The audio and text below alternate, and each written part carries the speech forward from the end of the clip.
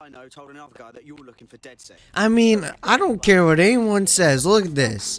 Look at this. First off, that haircut is ridiculous. It is so dumb. I hate that haircut. Second thing, it looks like she wiped diarrhea on her face. Like, can we get some clean faces at least? Hello everyone and welcome to this Watch Dogs Legion review. As always, let's get into the description of the game. Alright, play as literally anyone. Every character has a different story. Anyone can be a hero. No, seriously. From grandma to gunsmith, any character on the street is ripe for revolution. Evaluate every character's stats, style, and story to ensure that they're just what you're looking for.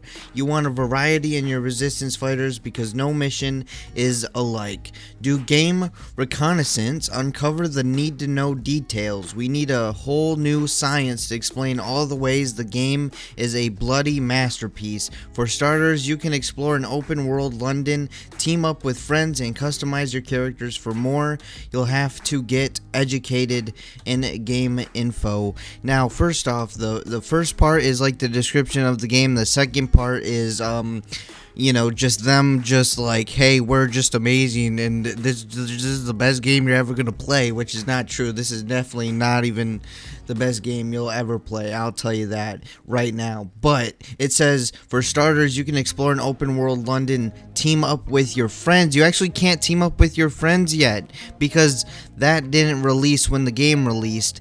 That releases in December, apparently. I don't know why or who thought that was a good idea, or why this game was delayed by a year and you're telling me multiplayer won't be releasing till December and not released when the game is released.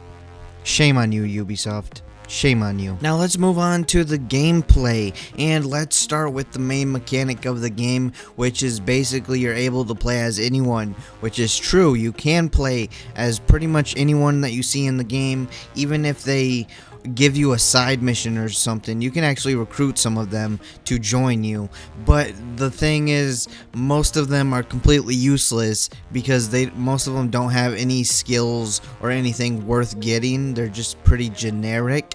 And when you capture a city section, or when you liberate a city section, they give you a special character that has a unique ability or some unique weapons, and then you use that character because they're actually unique and there's somebody like you just can't get off the street, really. So then you use the people that you get from the city sectors, and you don't really recruit people randomly off the street because for the most part, if you get someone off the street, they're not really that useful. But I guess unless you just you want to collect a bunch of random people on the street that are more useless than the special people that you get for liberating city sections, then that's up to you, and that's a way to play. It actually maybe might be more fun to do that, but the special abilities and the special characters that they do give you they are interesting for like a little bit, and they're cool to use, but then they, like every other character, they start to get boring, and then you'll move on to a different character. Also, a lot of characters that you'll be recruiting off the street, especially if you pick old people seem to have the worst case, but the voices are pretty similar, especially if you get old people. If you get old people, I think there's only like one or two old people voices or voice actors, so their voices are going to sound the exact same. Another thing, and the last thing that I'm going to say about the play as anyone mechanic, is that you're kind of forced to get certain people on your team, like during some missions, especially one mission at the beginning, you're forced to get a construction worker on your team. So if you don't want a construction worker on your team, you have to get a construction worker on your team to do that mission, because it won't continue unless you get a construction worker. You can then get rid of the construction worker at that mission, but if you're supposed to have the main mechanic of the game is to be able to play as anyone and complete missions how you want to complete them, that is not a good look to start the game out having to recruit someone and then having to use that character to beat that mission. So another main mechanic, like every other Watch Dogs game, is the hacking, and I gotta say, the hacking, I like it. It's probably my favorite part of this game because you can hack into anything, vehicles, cargo bots, drones. There's just so much stuff that you can do with the hacking. It's very fun to use that stuff. It's very fun to hack into things and control it, hijack it, make a turret betray their teammates and start shooting at them. There's so many things you can do, and it's so much fun to hack into things.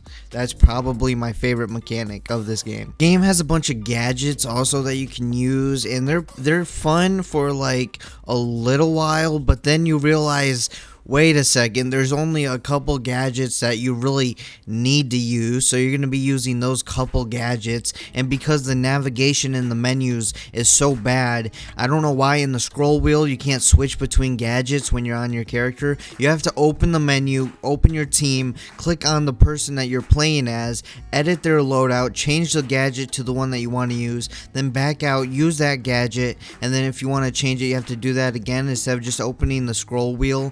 And then, like, I don't know, using a button or, you know, a mouse and keyboard, you should be able to use the scroll wheel to, you know, go through the gadgets on the circle scroll menu. It's kind of a weird thing to say, but the UI is just, in my opinion, is just terrible. Also, if you want to recruit someone to your team, you look at them, you save them in recruitment, and then if you want to recruit them on your team, they have to have a good standing with you.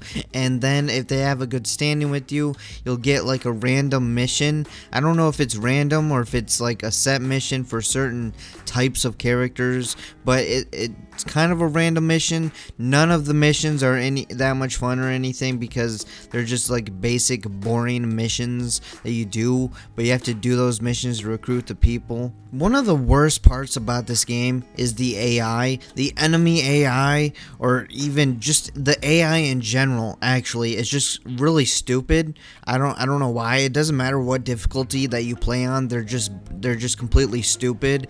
The Albion guys, if you start getting chased by them because, I don't know, you crashed into someone in front of them and now you got them chasing you, you can escape them so easily, it's not even funny. They give up on you faster than you'll give up on this game. This game is also very easy in my opinion because the enemies are, first off, really dumb and they're just not that dangerous, so you can go in there and just run in and shoot everybody, or, you know, stealth. Stealthing in this game is so easy because, again, the AI is terrible, so it makes stealthing, going in there and completing a mission completely stealth, pretty easy. In fact, sometimes you don't even have to be that quiet. You just have to be kind of quiet, and then they won't find you, and then you can go in there and snap a bunch of necks and get the mission done. Character customization is pretty good in my opinion. There's a lot of clothes and different outfits that you can pick for,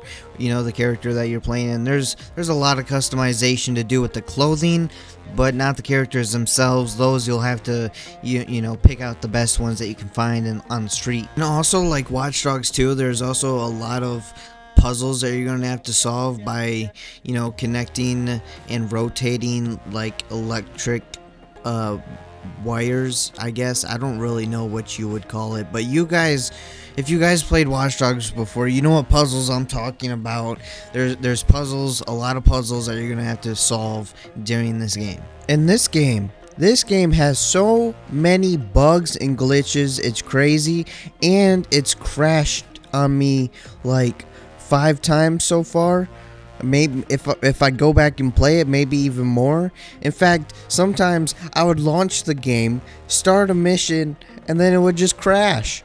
Or I would start a mission and then a bug or a glitch would happen and I just couldn't do the mission. I couldn't complete the mission because it was just glitched. I was stuck there. I can't complete it. What am I doing? What am I even doing playing these missions right now? And then the worst case was this racing mission where I had to race across the city and stuff in the rings. But the glitch or the problem, the bug, whatever you want to call it, was the car would not move.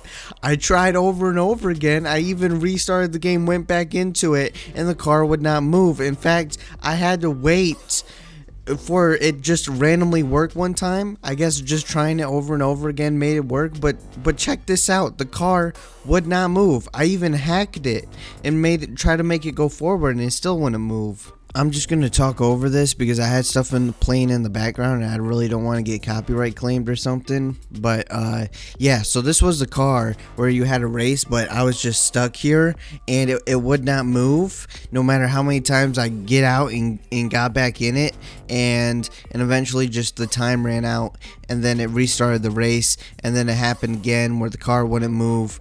So yeah, this race is terrible. So let's get into the graphics of the game. The graphics, in my opinion, are good. I like them. Sometimes it's fun just to explore London and, you know, look around and see what's going on, and just exploring London is fun. London looks great and is probably one of the best looking open world games. There's a lot of places to see and check out, and the lighting in this game is pretty good. On the other hand, though, hair in this game, I don't know what it is, but hair, especially beards, do not look that good in this game. They are just probably one of the worst looking things I've ever seen in this game. Alright, let's get into the story. Now, I'm not going to spoil anything. I'm just going to give you the simple story, and the story is already kind of bland and a little boring, which it shouldn't be because it sounds cool, but this is basically the story.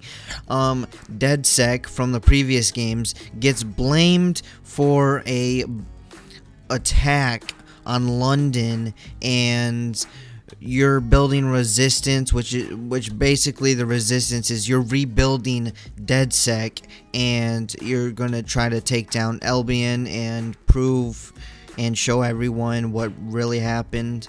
That's pretty much the story. Alright, let's get to the recommendation. Would I recommend this game? Probably not, at least not at $60, because it is definitely not worth $60. I don't think you'll get $60 out of it. It's just not that fun or good. But if you like Watch Dogs 1 and 2, you'll probably enjoy this one more, because in my opinion, this one is better than both of those, but it's still not the best. So I would say maybe pass this one, but if it looks like something you want to play and you like the previous ones, then maybe wait for a sale where it's like, I don't know, like $20. I would say $20 is maybe a get, but wait until there's a sale at least if you're gonna get it. Otherwise, you can just skip this game. Anyways, that's all I got to say for this game, so I hope you guys enjoyed it. If you did, make sure to hit that like button, leave a comment below, tell me what you guys think about this game and this review in the comments below. And if you haven't already, hit that subscribe button because you want to be subscribed, and I will see you guys next time.